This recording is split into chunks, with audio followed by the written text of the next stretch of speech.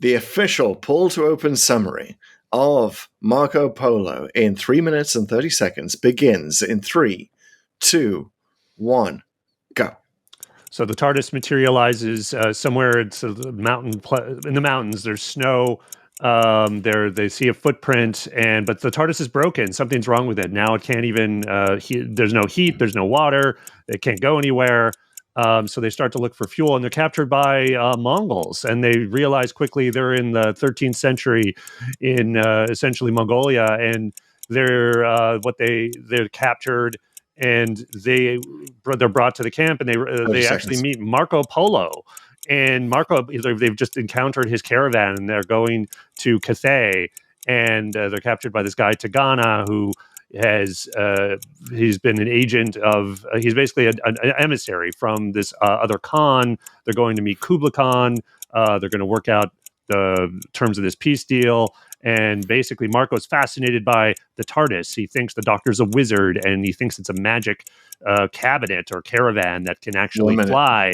And he thinks, I'm going to offer this to Kublai Khan because Marco is essentially his indentured servant. His emissary has been committed to staying with him. He needs his leave to go back to Venice, which he wants to do, and he thinks the TARDIS is a way to do that. But Tigana, who is secretly working for the other Khan, wants to manipulate things and capture the TARDIS for himself and his Khan, so that they'll get the secrets and essentially use it to get dominance and win whatever war. So they go all around the Silk Road. There's a lot of stops in various cities and oases along the way. Tigana tries to get rid of their water and kill them that way. That doesn't work. He tries to get bandits to kill everybody so he can take things. That doesn't work.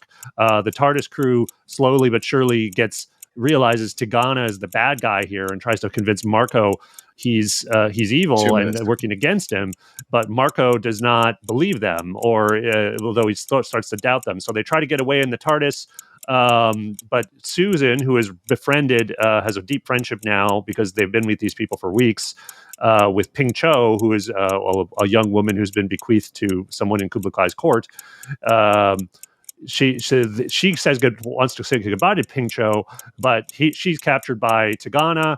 He forces them to stay, and then Marco doesn't trust them anymore because they had to steal the key from Marco to do that. So they eventually end up in Peking. The Doctor starts basically meets Kublai Khan. They sort of bond over games of backgammon.